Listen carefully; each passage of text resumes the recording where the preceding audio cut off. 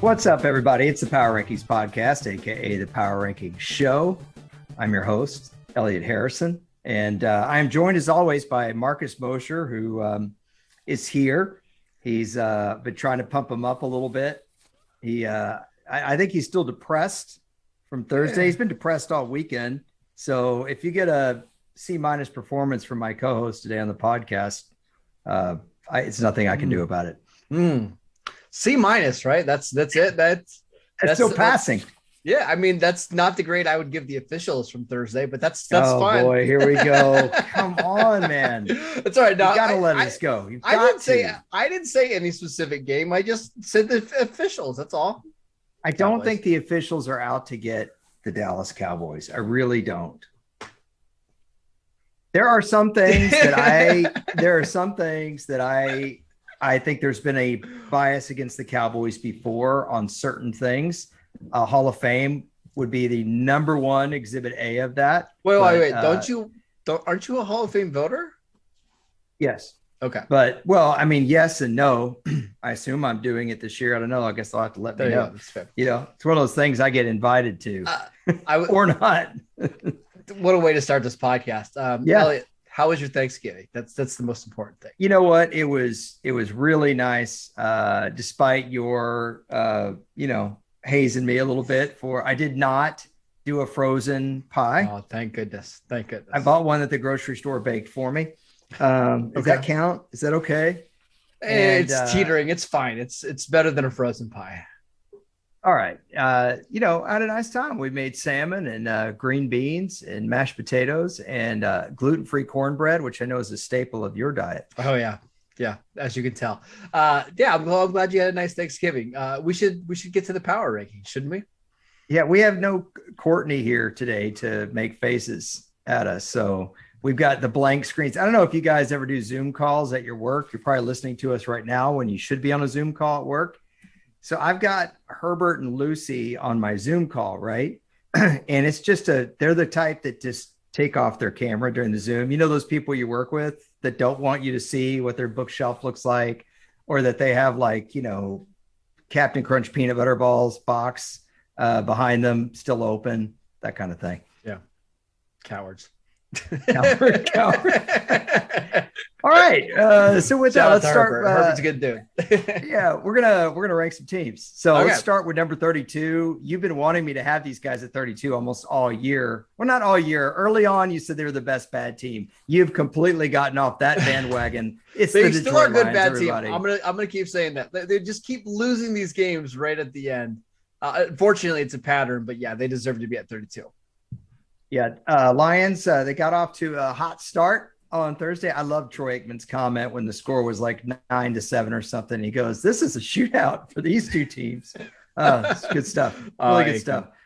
Okay, Jacksonville Jaguars are team number 31. They just can't generate the offense right now, Marcus. That's really their problem. I know they have some really young players. They've invested a lot of talent, a lot of draft capital in the offensive side of the ball. Obviously, they had the unfortunate injury early this year, so that robbed them of having a running back to team with James Robinson. But it was their defense that really kept them in this game after Atlanta got off to a quick start. And I know you didn't watch one down of this game. No, that's not true at all. There was a sequence in this game where they benched James Robinson because he fumbled for Carlos Hyde. And on the field was Laquan Treadwell, Tavon Austin, and Carlos Hyde. Those are the skill players that Trevor Lawrence is working with. So great job, Jacksonville, at building around your young quarterback. Just fantastic. If it was 2016 fantasy hype train, this would have been first team all pro. Oh yeah. Just disgusting. Tavon caught a touchdown in this game though. There you go.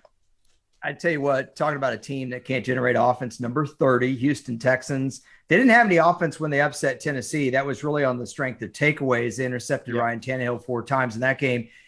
They played a defense, Marcus, in this game that's given up a 50 burger to the Patriots. Was it 40, high 40s or low 50s to the Bills? The Colts scored over 40 on them and tapped the break in the fourth quarter big time. And yet the Texans could not score points. Do you know who the leading rusher for this Texans team is this season? This is a trick question. It's not, is it Mark Ingram who's been traded away? Yeah, it's Mark Ingram. He last played in week 6 for this team, and he has 100 rushing yards more than anybody else in this team. What just this Houston team? Yeah, they got rid of Philip Lindsay, right? They've had David Johnson, and Tyrod came back, but they're just not generating anything offensively. The New York Jets, this was a great win for them, I thought. And the reason is something that you and I talked about. You posed one angle of the question. I posed the other angle of the question. You said, why is Joe Flacco playing? And I said, why is Joe Flacco playing? And you were coming at it from the standpoint of, hey, the organization needs to see what they have in Zach Wilson immediately. And I was like, I just don't know why Joe Flacco's playing. Like, what? Why is he on a beach somewhere with, what do you drink? I forget. Is it Mai Tais that you? I like pina coladas. They're good, right? Yeah, that's what Joe Flacco should be doing. Yeah. So Zach Wilson helps them get the win. Were you excited about it? You don't care. You just want us to go to 28. I don't think Zach Wilson played all that well. It was the defense. I thought they were outstanding in this game. They're getting plays from Elijah Moore and Braxton Berrios. So it was nice to see the defense play well. Way to poo-poo on. I was trying to be, really positive and pump it up a little bit. Yeah, he didn't have a lot to do with the win, I admit. Atlanta Falcons at 28. Believe it or not, people, the Falcons are still in the playoff race. It's hard to believe, but I still think, Marcus, this is a bottom 5 team in the league. I agree with you. I do want to say this. I wish the NFL had a most improved player award like we have in basketball and baseball, because I think Cordarrelle Patterson would get it, right? Another 100 yards rushing in this game. He had 100 yards rushing in this game, 2 touchdowns, caught a couple of key passes on third downs. He's just been really good this season. Just wanted to point that out. I can't disagree with you. Again, they are actually in the thick of the wild card race. Now, if the season – I know the season ended today, Washington would have the 6th spot. They replaced Minnesota, or excuse me, 7th spot. They replaced Minnesota in that space by winning last night. We're going to get to Washington football team in a second. A team that they beat a couple of weeks ago, the Carolina Panthers, are at 27. Marcus convinced me that this would not happen, that Carolina would beat Miami. Someone on Twitter, I forgot to look at his name. I meant to give you a shout out. Sorry, whoever that was. Said, don't ever go with Marcus anymore. Just trust your gut. Yeah, you should. So yeah, I'm a bad influence on you. Carolina, Cam Newton, 5-21 in this game, 94 passing yards, and almost all of that came on one DJ Moore pass. This is bad. This is bad. Really bad for Carolina. When I checked in on this game, he was 4 of 16 for 82 yards. And this is why I said a couple of weeks ago, after he ran for the 2nd touchdown against Arizona, I said, Marcus, I don't want him to be screaming in the camera, I'm back. Because then when he plays like this, it's going to make him look bad. And then there's that small section of Cam defenders that always think he's treated so unfairly.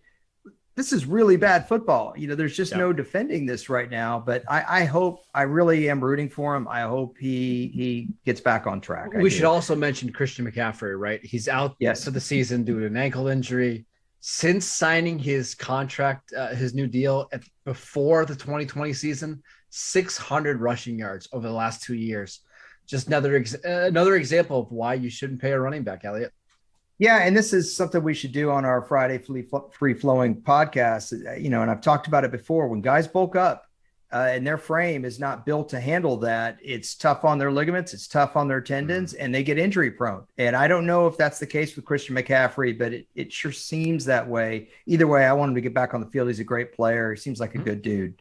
I hope he can play. Miami Dolphins, the team that beat Carolina at 26. You can make the argument they should be higher than the Bears, who, spoiler alert, I have at 25.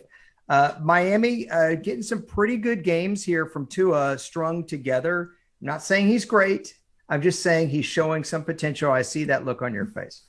Listen, you made fun of me earlier in this year when I said the Dolphins have playoff aspirations. They believe they were a playoff team. And I think you're starting to see why, right? The defense has given up a total of 46 points over the last 4 weeks. They really confused Cam, starting to play better. And Elliot, I'm going to read you the Dolphins schedule the rest of the way. You tell me how many wins they get. Are you ready? Yeah. Home against the Giants. Maybe. Okay, that's a maybe win. I don't know how we count that, but a maybe. Okay. Home against the Jets. Win. At the Saints, that's a tough game. Loss. Although that wouldn't surprise me. They win that one with Taysom Hill being the quarterback. Yeah. At the Titans. Loss. You sure? Yes, I'm sure. Okay, home against the Patriots, and what might be but that game might not mean anything to New England. Just pointing that out there. That's true. That's true. Well, I'll give them a win for that, just because they've historically played New England well there. So I got a tie, 2 wins, and yeah, I'm just saying tying the Giants. I could see them getting to 8 wins, and that's pretty impressive considering these teams started at what, 1-7. Make a case for me that they won't tie the Giants. I can't. You see, you can't. They are favored in that game, but I agree. Let's move on. Good to know. All right, Chicago at 25. Obviously, their game's a little far in the rear view right now. They played Detroit on Thanksgiving. If you missed that game, making pumpkin pie, I don't blame you. It was not a good game. The Bears did emerge victorious. Still wasn't a strong game for their offense. Granted, they did win on the road with their backup quarterback, so I did not drop them. They're in the same spot they were last week. Yeah, we don't have to stay too long on the Bears. It was an unimpressive win against the Lions. I'm fine with where they're ranked. They sure speak highly of your work. Yeah, Let's go to 24, can we? Yep. Can we flip the switch here? Pittsburgh Steelers. Ooh. Yeah, this was a major drop. And Marcus, it's not just that they got blown out by the Bengals. They've been swept by them, fine. But you've got to throw the ball down the field when you're down 31-3. They're down 31-3, and they're dinking and dunking, and maybe Ben Roethlisberger is done. Najee Harris, I don't think even got to 30 yards rushing in this game. The game situation took him out. The defense looked lethargic. I don't know what else you could say about this game. Yeah, the Steelers have now lost 3 straight to the Bengals. And last year, when they lost to the Bengals, they only put up 17 points, and it was Ryan Finley was that quarterback. Do you remember that game? It was like a weird Thursday game. Or excuse me, a Monday night game, and they ran all over him. Yeah. 10 points in week 2 when they played, or excuse me, week 3 when they played them. And then only 10 points in this game. And 7 of those came, in the last minute of the game when it was completely over. That was a tough loss for Pittsburgh. I remember Ryan Lindley. He started a game for Arizona against Carolina in the playoffs. Do you remember that? I do. Do you remember John Skelton? Of course. Didn't they have St. Pierre? Yeah, remember Max Hall? No, I was just about to go Max Hall. You jumped me, bro. You jumped me. Okay. What about Derek Anderson? Derek Anderson, of course. Yeah. Speaking of jumping here, Seattle didn't really jump Pittsburgh, but Pittsburgh did beat Seattle head-to-head a few weeks ago. I don't care. At least Seattle was in that game against Washington last night on the road. They didn't look good, but they certainly didn't look as bad as Pittsburgh did. Kind of an odd two takeaways from this game. One's a rant, one's not.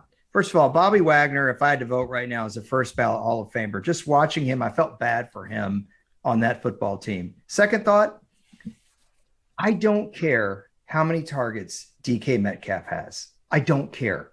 Let me say that again. I don't care at all. I'm watching that game, and they kept going back to it and back to it. And Marcus, I know you're a big fantasy guy. I like fantasy football.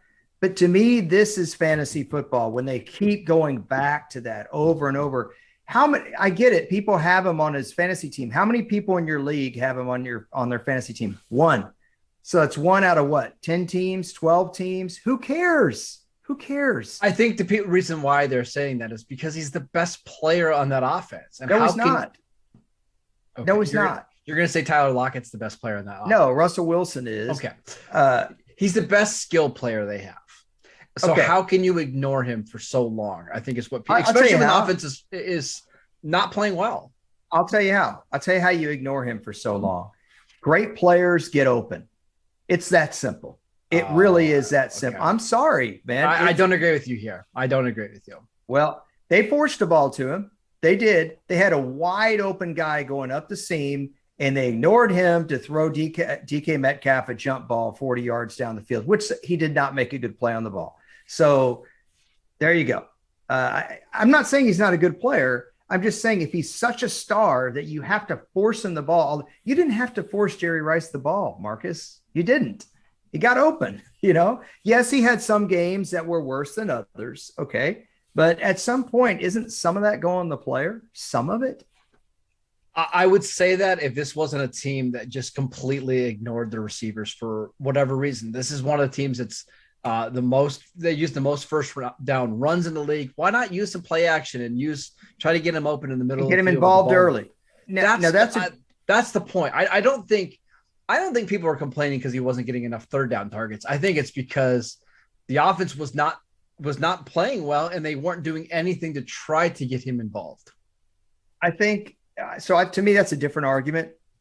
If you want to script getting a couple of your star guys involved in the first drive of the game, so they're in the field of the game, so that they get hit, so they're in the flow. I'm all for that. Even a screen. You can run a screen with DK Metcalf and he'll be fine. I agree. But late in the game, if he hasn't been targeted the whole game and Russell Wilson keeps dropping back, he's not winning his battles. I don't think Russell Wilson, the offense, was deliberately avoiding it. But okay, hey, we'll move on.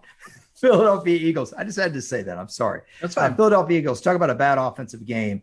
They were down 3-0 in this game, Marcus. They had a goal-to-go situation right at the end of the half. And Jalen Hurts inexplicably throws an interception on a ball he did not need to throw. Kick the field goal, go in tied. I think that was the biggest play of the game. People are going to point to Rager having a chance at the end, but Hurts did not play well in this game. The Eagles are running the football. I will give them that. They are running the football, and I just find it funny that everybody is saying that, Jalen has really started to play well over the last 5 or 6 games. And it's really not that. It's just the Eagles have taken him basically out of the offense. They're running an offense that relies on him to do basically nothing. Over the last 5 games, he's averaging 12 completions a game, which is just insanely low for a quarterback. He's averaging 109 passing yards a game. He's not playing well, and that's a game the Eagles could not afford to lose if they want to make the playoffs. So do you think they're doing that because he's, kind of not that great? Yeah, I think they're trying to limit the number of chances he has to make a mistake. I really do. So an offensive team, an offensive coordinator is not using a player as much because they don't think he's that great. Kind of like not getting any targets deep into the fourth quarter of the game. We know DK Metcalf is good. It's different. He is. I just wanted to be unfair. Giants at 21, they beat Philadelphia. I'm going to give the defense credit here. The defense made timely plays. Yeah. They're still having trouble on offense. And Marcus, this was to me, the case in point game of your theory that running backs don't matter. Saquon Barkley, 40 yards rushing. It's just not happened for that offense and him. They fired their offensive coordinator. It's still not working, man.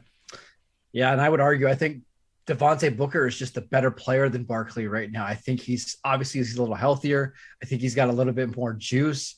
Runs physical. Yeah. I don't know. The Giants, they did play really well in defense. Give credit to them. It seems like their defense is starting to play better over the last month. But yeah, the offense still has a long ways to go. I'm still trying to make my head even with yours, but you're doing your Bob that's around right. the world thing. Fine. Yeah. And when you wear your black hoodie, it's almost like your head's floating because your sweater blends in with the chair. So I just talking to a floating head that knows a lot about football. This is my real tree hunting sweatshirt. So when you go out to the woods to hunt, you're nice and warm. So there you go. I was supposed to get a Mosher carpet cleaning. It's on this way. Hoodie. No, I was supposed to get it. A Mosher flooring hoodie. You'll get it. Don't worry. Right. Sorry. If you're in Pennsylvania and you need some flooring done, contact Mosher Flooring and Mosher's carpeting. Yeah, I think he does carpeting also though, doesn't he? Yeah. Of course. Yeah. Okay. So now that I botched that, just know that they didn't pay me to read that. That's just since I ruined Spectrum for us, I thought I would get us a different sponsor. So let's go to 20. Now the Giants beat the Saints earlier in the year. We're too far away from that to honor the head-to-head here. But last week or the week before, you said I was too low on the Saints at 19. Last week, you seemed to be okay with it. Saints at 20 now. Am I in the right spot with these guys? Yeah. Do you think they're going to resurface? It feels right. I would not knock them because of what they did on Thursday against the Bills. They had so many guys out. Kamara, both offensive tackles. It was just a bad game. Now, I do like the move by Sean Payton to put in Taysom Hill, let him start. I think it's going to be weird. I think it's going to be fun. It's just unfortunate that it's going to happen against my Cowboys because we've been calling for this all year, right? Like, go be this weird offense. It's hard to defend. And now we'll see it on Thursday against Dallas. Hey, give defenses a little something different look. Should I be worried about my spot on this podcast now that Trevor Siemian's not a starting quarterback? Like, is he going to come take my job? Because I know how much you love him. Well, I do like his Joe Piscopo hair more than your Spike look. But listen, I think you've done a heck of a job. Really. Thank you. Appreciate it. Washington football team, 19. I don't know that they're a playoff team. But when we did our first podcast way back when, which really wasn't that long ago, I thought Washington was a potential playoff team. I did. I thought that because of their defensive line. Actually, the defensive line has not played great this year. The defense has been better as of late, though, which is odd because the best player on this football team is out. Actually, the top two. And Montez Sweat hasn't played because of the Sweat's out too. Both those guys. You got to give Taylor Heineke credit, and I'm not saying he's airing it out, but I will say this about him: he is careful with the football. He doesn't make bad decisions. He's mobile. The guys seem to play for him, and Marcus, more often than not, the ball placement is where it needs to be. Yep. I think he's the most overqualified backup quarterback we have in the league. There you go. And that's not a knock on him because I think he's going to be in the league like 10 years bouncing around as a backup quarterback. And you can win some games like they've won against Tampa Bay and against Seattle if you just play competently at the position. So I got to give credit to your guy, Taylor. I was telling my brother on the phone before we did the podcast, my oldest brother, I said, I should really underline my oldest, like old brother, that Heineke was taking Zoom math classes when the Washington picked him up. If you think playing quarterback is hard, I mean, I take class over Zoom. Try taking math class over Zoom, dude. And then you have people that black out their screen like Herbert and Lucy. I mean, it's just, whatever. LA Chargers, is there a bigger disappointment? They're number 18 team, by the way. Bigger disappointment in the league than them? They're just the most frustrating team in the league because we saw what they could do, like against Chiefs earlier this year, what that offense looked like against Pittsburgh, 7 days ago? Justin Herbert lighting up that defense. And in this game, they didn't score their first points until under the 2-minute warning in the first half. It's so frustrating because this team should be contending for an AFC West crown, and they're just so inconsistent. Were you able to get your eyeballs on this game at all? I did. I watched most of it. Yep. Yeah. Am I wrong when I say they are inconsistent outside? As good of players as they have out there between Cook and Williams and Allen, they're inconsistent. It's crazy. Yeah. Then they've had some bad bounces in this game. One pick six just bounced off Austin Eckler's hand, but Herbert didn't need to try to rifle it in 100 miles an hour either. So, or his rollout pass in the red zone down 2 scores trying to force the ball got picked off in the end zone. Terrible decision. I'm trying to remember who picked that ball. Either way, not a good game for the Chargers. Good game for the Broncos. I have them 1 spot up of the Chargers 17. So if you're lost in the morass of our rankings right now, the Broncos are 17, Chargers 18, Washington 19, Saints 20. And I would say that's where the line of demarcation is because the Giants are 21. And I don't know if Giants at 21 or Philadelphia at 22, you consider playoff teams. Maybe you could make the case, Marcus, that it's between Philadelphia at 22 and Seattle at 23, but we're starting to get into the next tier of teams. I think the Broncos might be the worst team in that next tier because their defense is playing so well right now. Are they the worst good team in the league? I know we've been talking about the best bad team. The Broncos are just, man, they looked awful against Philadelphia last week. They dominated the Cowboys a couple of weeks ago, and then they dominate the Chargers. I don't know what to expect from them on a week-to-week basis either. These teams that we're talking about, 13 through 20 are just so inconsistent.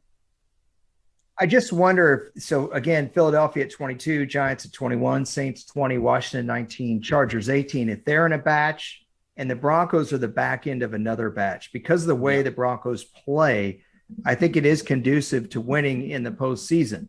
I could be wrong on this. I've been wrong before, but I really was impressed with how they played against the Chargers. Okay, number 16. It's time to flip the script one more time. There we go. Minnesota Vikings lost at San Francisco, but more importantly, Dalvin Cook, he's got a torn labrum, dislocated that shoulder. I've had a torn labrum. It's painful. It sucks. You can get surgery on it. The rehab kind of sucks. You can get not surgery on it, and the rehab still sucks. So that's my injury report for Dalvin Cook. A great back. Obviously, they have a backup that they've relied on quite a bit this year. But again, the Vikings are very difficult, like the Chargers are, to trust. And that's what I was going to say. They're the NFC version of the Chargers, right? Some games they'll look fantastic, like they did against Green Bay a week ago, and then they look so up and down in this one. If I had to bet on a team to kind of get the 7th spot in the NFC, I probably would say the Vikings, but I don't feel great about it. 49ers got the ball with about 6 minutes to go in that game, deep in their own territory, and just ran and ran right at Minnesota. They drove it all the way down to about the 24, burned almost all the clock. Robbie Gould comes out. He misses a field goal. Minnesota has new life, and Kirk Cousins highballed every throw, literally every single throw. It was frustrating to watch. Cleveland at 15, you can make the case this is too high. Cleveland beat Minnesota earlier in the year. Maybe we're too far from that one, but it was in Minnesota. And Cleveland played Baltimore very tough. And I think for a team that's been maligned, that had the Odell drama, that's had running backs in and out of the lineup, that's playing with a banged up quarterback, we got to give these guys a little bit of credit and not be too hard on Kevin Stefanski. They also lost the right tackle, was the first drive of the game. Jack Conklin, who's an all-pro player. So that's really unfortunate. Now, they did force 4 turnovers in this game, and it's the reason why they were able to be close. I still think they're a good team, but playoffs are probably not going to happen. I think they win 9 games and just miss out. That's what the 15 spot really is, isn't it? Yeah. We're going to have 14 teams in the playoffs. I'm right there with you. 9 and 8, and probably missing the playoffs sounds about right. Tennessee Titans at 14. I think the Titans are making the playoffs. I think they are. They probably will. They've got the tiebreaker over the Colts in the division. So the Colts would have to be a game better, and they've already got – the Colts already have 6 losses. So the Titans – they probably have that division locked up. I think the score to this game was 36-13. It wasn't that nasty. No. Tennessee moved the ball. They were in it, but they had a bad red zone interception. I think it was J.C. Jackson. Of course it was J.C. Jackson. Patriots? Yeah. And I'm just trying to remember because that was one of in the early window when there's about 15,000 games going on. Patriots defense has done that to a lot of teams. Although Ryan Tannehill, he's gotten a little bit pick heavy here the last few weeks, Marcus. It's a concern without Derrick Henry there. They did rush for like 230 yards in this game. They had one long carry that went for a touchdown. They had another one where the guy was running down the field and the Patriots forced a fumble.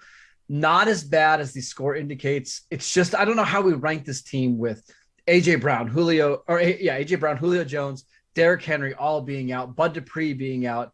I think once this team gets healthy in late December, they're going to be back to being one of the 2 or 3 contenders in the AFC. But until then, we're going to see a lot of ugly games like this. The Raiders, we thought were looking kind of ugly there for a while. They got blown out by the Bengals. They didn't look good up in New York against the Giants. And they went into Dallas. And yes, there were some calls that were a little ticky-tack. But I think even a true blue Cowboys fan would say the Cowboys got outplayed by the Raiders, if they were being honest. They did. I got a history question for you. I know you love these, just a random one. AJ Cole, the punter for the Raiders, currently leads the NFL in yards per punt. And actually, he had a couple of really big punts in this game that kind of aren't going to be talked about. But do you know who has the all-time record for most yards per punt in the NFL? I'm going to go circa 2009-ish. I'm going to go Shane Leckler. And that's a really good guess. So he is number 3 behind AJ Cole right now. And he averaged 51 yards per punt. I'll give you one more hint. This is a quarterback before the merger. Well, then it's got to be Sammy Baugh in 1943, maybe? Sammy Baugh in 1940. He had a couple years that were all over 50.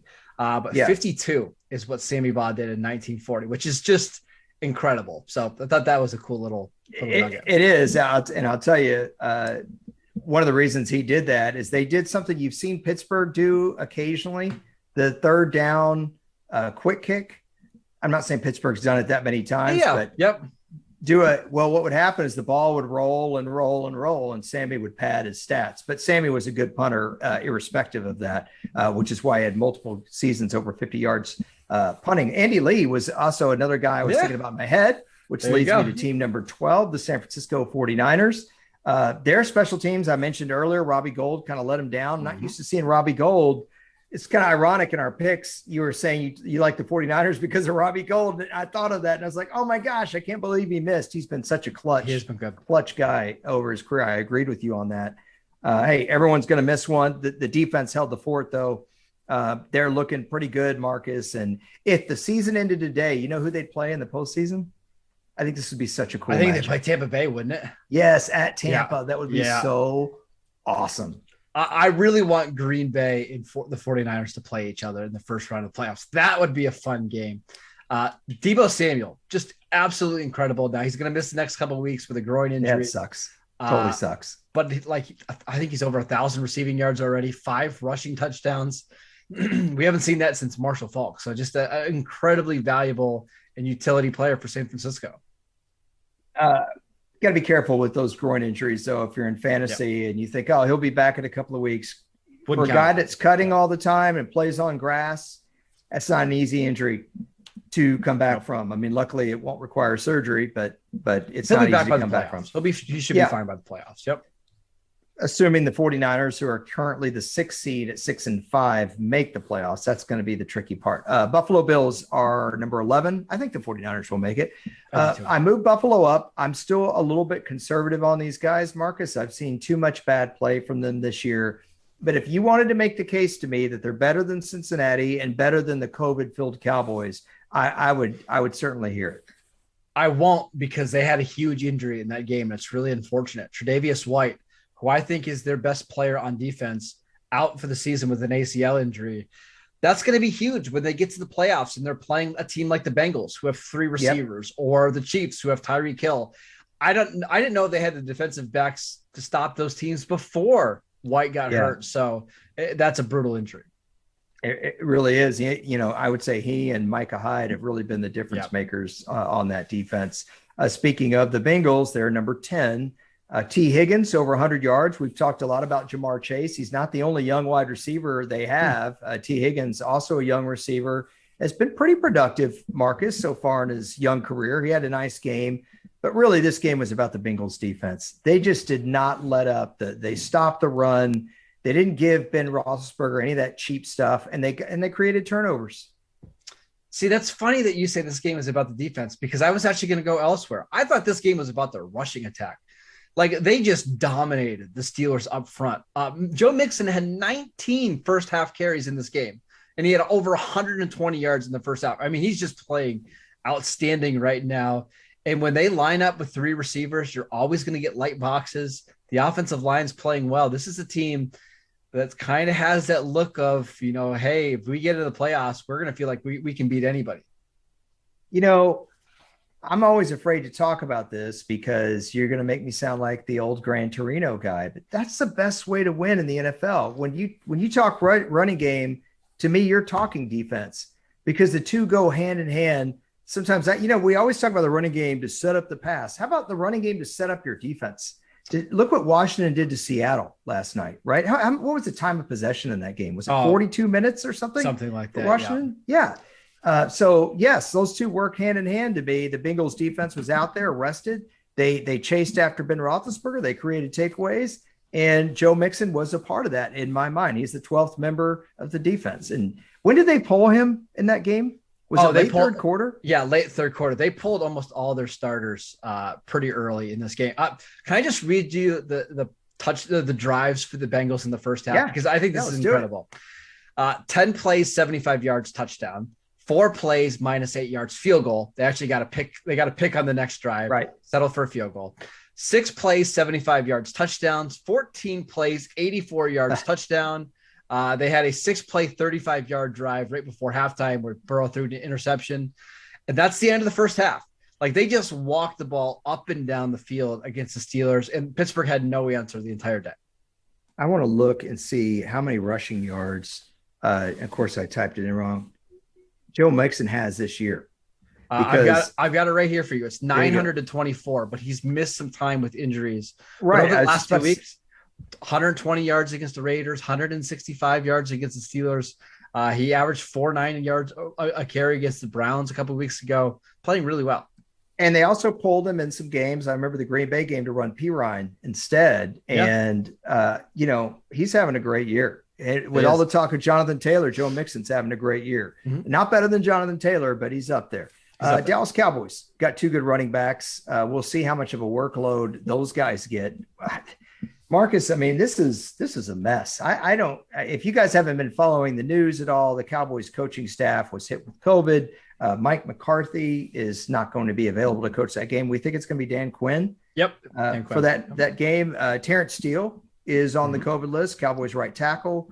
Amari Cooper is probably not going to be able to play. CeeDee Lamb has been banged up. This is not good. The Cowboys could legitimately lose to an inferior Saints team. Yeah, and they've got Tristan Hill, who played last week at defensive tackle. He got suspended for throwing a punch after the game. Nashawn Wright, a cornerback, is on the COVID list now. They're just really beat up. They still have no Randy Gregory, still no Neville Gallimore, no Brent Urban. It's a team that's just not healthy physically or with injuries or with COVID right now. They've got to get through this week, got to try to find a win. They've got 10 days off before they play Washington, but they are in danger, Elliot, of letting an inferior team like Washington or the Eagles climb back into the NFC East race. And we thought that division was over weeks ago. And now Washington's not too far behind with 2 games left against the Cowboys. And I could see them losing to Washington, especially the way Antonio Gibson ran. He ran hard last night. Tough to see McKissick get hurt like that. He's okay. They said he's fine. He's going to be able to play next week. And he's given them quite a lift when he's been in the game. By the way, this looks really creepy when I slide this microphone in and out like this. It just looks weird. Okay, let's go to the next group of teams. Our top 8, right? These are supposed to be our elite teams, except the Rams have looked anything but. Now, you may not agree with me having the Rams above the Cowboys because the Rams haven't looked good. I feel like neither of these teams have looked good. I don't think Dallas wants to play the Rams in the playoffs. And guess who Dallas would be playing if they made the playoffs? Do you think the Rams want to play Dallas though either? Probably not. But I'd be more worried about the Cowboys playing the Rams than the Rams playing the Cowboys. Which is fine. Man, if you're a Rams fan, you got to be really nervous right now because not only is Matthew Stafford not playing well, but it seems like the Robert Woods loss, for his injuries, really having a big impact. Von Miller I don't know if he's done, but he's clearly not what they were hoping for. Like, I think they were thinking they were getting all pro Von Miller. Just hasn't been the case. And they are really struggling at linebacker and safety right now. This Rams team is in a lot of trouble. Hey, Robert Woods was the igniter on that team. He's the heart and soul of that team. Very similar to, say, Terry Glenn on like the 2005 Cowboys. I'm saying that just for Marcus. This is an argument we've had. He insists Terrell Owens was better. And I'm like, no, he wasn't. Real Cowboy fans know. Robert Woods, great player. I'm with you on Matt Stafford. It's really concerning, but there have been people that are all of a sudden coming out of the woodwork saying, hey, I told you this is who he was with the Lions. I don't remember hearing those people in September. I don't think that's the case though either. I just think it sounds like he's really banged up and the loss of Robert Woods is bothering him, which is totally reasonable. I don't think it's because Stafford has a fatal flaw or anything like that. Yeah. But the people that make excuses for Matt Stafford, welcome to Baker Mayfield's world. Just saying. Okay, Indianapolis Colts at number 7. Now, last week, you raked me over the coals a little bit for having them in the top 5. And I said, hey, we'll see how they do against my top team. They did pretty well, Marcus. The 3 turnovers in the third quarter really hurt them in this game. Carson Wentz continues to be the guy that it's a little Kirk Cousins-y, isn't it? Yeah. That he can light it up. He can look great. And then he really hurts you. The Colts had a real chance in this game. They were up, I believe, 10 points in the second half. What do you make of them right now?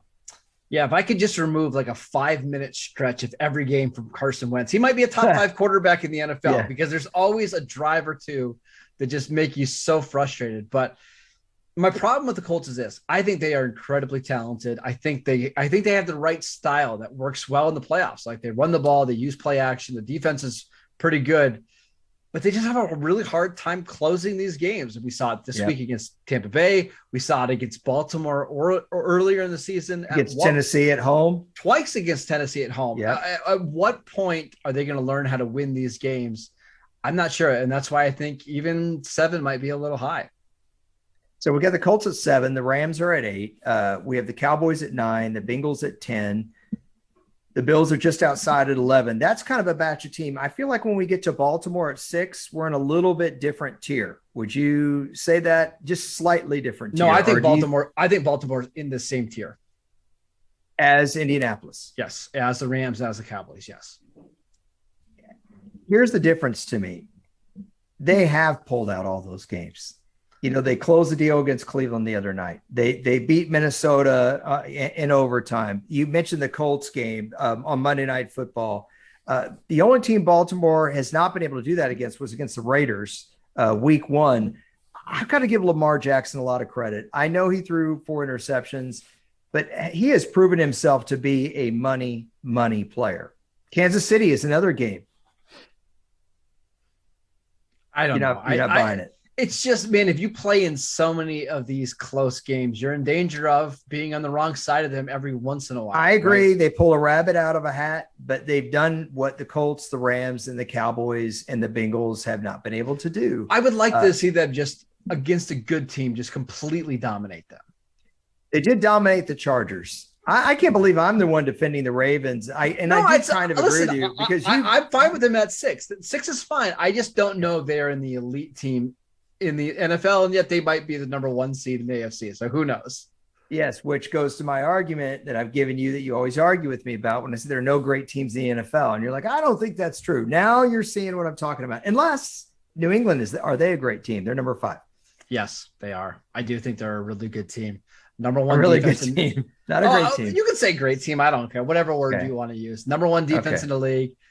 They run the ball really well. Mac Jones continues to make plays and finding receivers like Kendrick Bourne had an incredible touchdown in this game. I'm telling you, that if I'm an AFC contender, that's the one team I absolutely want to avoid because, man, they're going to be hard to beat.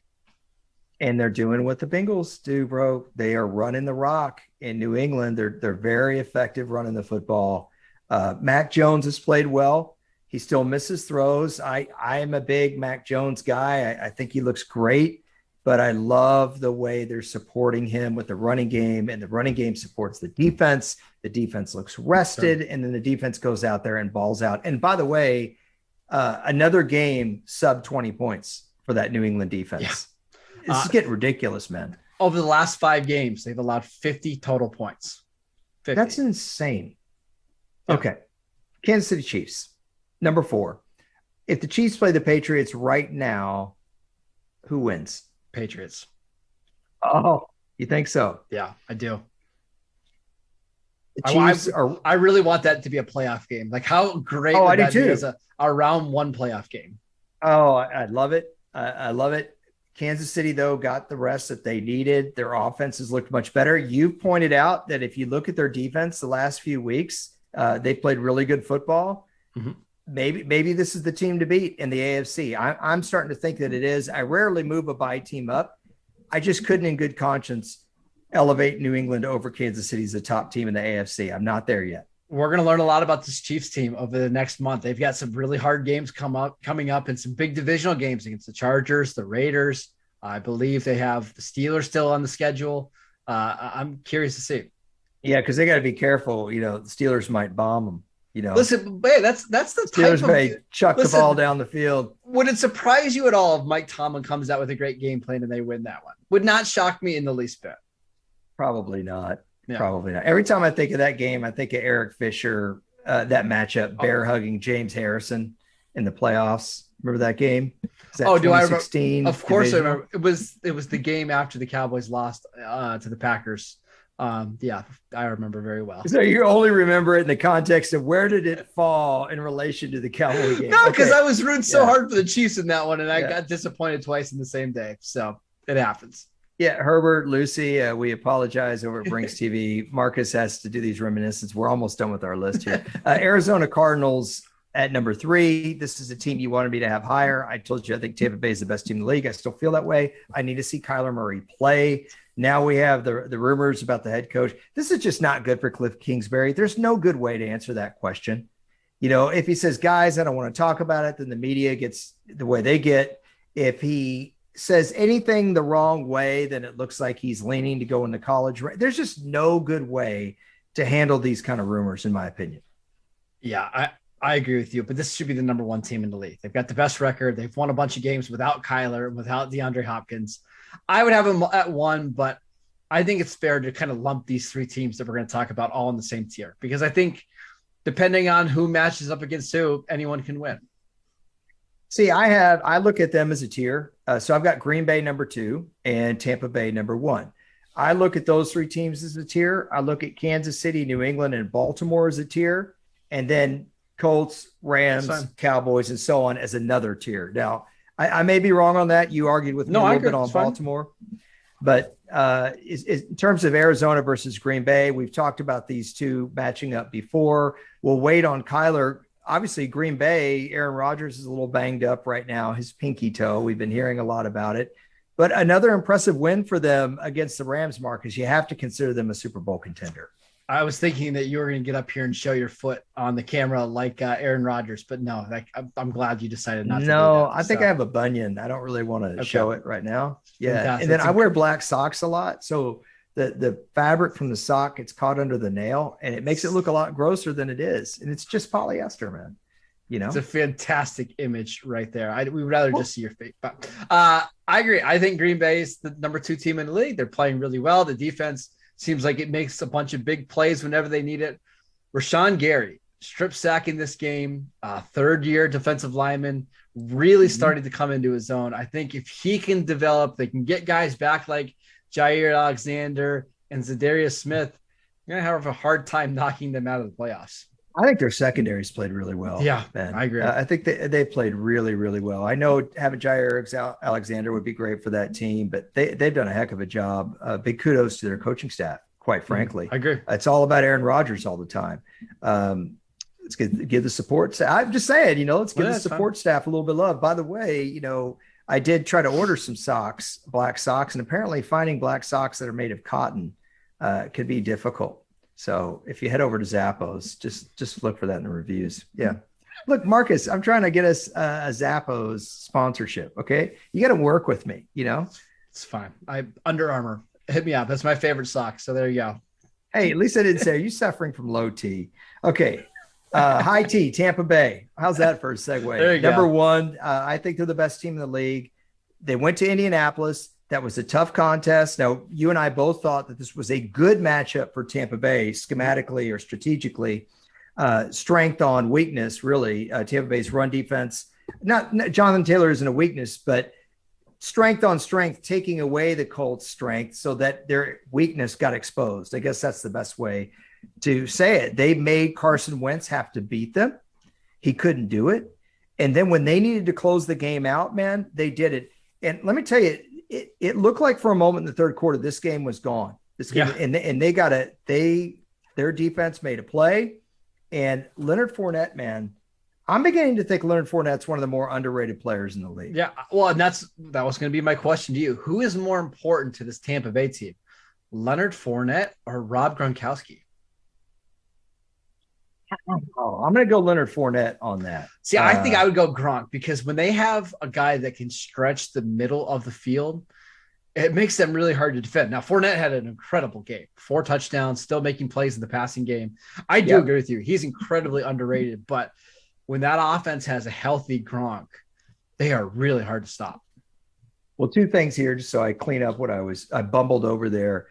When we did our picks podcast on Thursday, we were talking about how the Colts run game is a strength of theirs. Tampa Bay's run defense was a strength. And when you take away one team's strength and you make them beat you with their weakness, it usually doesn't go well. And that's exactly what played out in this game because Carson Wentz could only keep up his level of play. Basically what you said, if you could take out the 5 minutes, great, but you can't take out that 5 minutes. That's the problem. Right. The other point here is, and then I'm going to go to Jimmy Graham on Thanksgiving. Again, with fantasy, this idea, I know now I really am being that get off. I like fantasy, but what fantasy has done is created this perception that the tight end that lines up basically as a slot receiver is as valuable as a guy like Gronk. And that'll never, ever be the case. Correct. Because as long as Gronk can inline block like he can, it's not just that he blocks in the run game. It's the fact that he can sell you on a run block and then leak out and make you. How many of his touchdowns have come on those kind of plays? Well, I'm thinking about back to week 1. I know we're going back to the Cowboys again, but he was like a pass blocker, kind of disengaged and quickly got up the field and on third down scored a touchdown. As he started to play as a pass blocker, I think that's why he's, in my book, the best tight end in NFL history. He is. He is. If he leans into you with his elbow, you have to respect the fact that he's taking you out. You can't just think, oh, he's selling me that he's going to leak out. Like he is big and strong. And if he just chips you and leaks out, he not only slows down a pass rusher, but he's invaluable in the red zone. I cannot speak more highly of a player. Again, going to Hall of Fame, he is a first ballot Hall of Fame all day long. Best tight end I've ever seen. I agree. But his numbers aren't going to be there. You know that, right? Like his numbers are not going to be anywhere near Tony Gonzalez, anywhere near Jason Witten in terms of catches. And that's what people look at, especially again with PPR. But touchdowns, though, that's the difference. Like his touchdowns are I think he's got more touchdowns than Jason Witten. Oh, by a country mile. Right. He is, and he's a clutch player. Remember the catch he made against the Rams in the Super Bowl a couple of years ago down the seam, set them up. I just, that's so unfair to ask me to pick between Fournette and Gronk because those two guys have been huge for that team. But I think you remove either one of them, they're going to have a hard time. But I would love to see them play San Francisco in an uber physical game in the playoffs. Yeah, it'd be a lot of fun. Okay, so real quick, let's go back over our rankings one more time. Starting at the bottom, Marcus has a real problem with this. I don't know if we can flip our graphics, but if we can't, that's all right. If you're watching on YouTube, we're still trying to feel it out. By the way, I didn't even ask you if you had like a major disagreement with anybody here on our list. No, I think the Colts are maybe a little too high, but that's about it. That's it? That's it. All right. Going back over the list. Lions are 32. They were down 1. The Jaguars are 31. Texans are 30. Jets are 29. Falcons 28. Panthers 27. Marcus is a big believer in the Miami Dolphins. They're 26. Chicago Bears at 25. Pittsburgh at 24. They dropped quite a bit. Seattle Seahawks at 23. Philadelphia Eagles, another big dropper, down to 22. You can't blame that all on Jalen Reagor, folks. I'm sorry. Giants at 21. Saints at 20. Got the Washington football team up to 19. The Chargers at 18. A big disappointment both for Marcus and I. The Broncos at 17. Marcus calls the 16th ranked Vikings the NFC's Chargers. The Browns are at 15. We think the Browns are probably going to be the best team to not make the playoffs. The Titans at 14. The Raiders at 13. The 49ers at 12. Then we've got the Bills at 11, still holding steady on them, not ready to put them in the top 10. Too much inconsistency so far. The very impressive Bengals at 10. I don't know, maybe I could have moved them higher, Marcus. Cowboys at 9, Rams at 8, Colts at 7. Then I think the Ravens and Patriots at 6 and 5, Ravens 6, Patriots 5 are kind of their own tier with Kansas City at 4, those three teams. And then I would bundle the Cardinals, Packers, and Bucks as the top tier. Cardinals 3, Packers 2, losing my voice here, and the Bucks 1. Any final thoughts from you? Yeah, I think the list is really good. I do want to say, kind of previewing week 13, we're going to have a show on Thursday, but the first week of December is always my favorite week of the NFL season.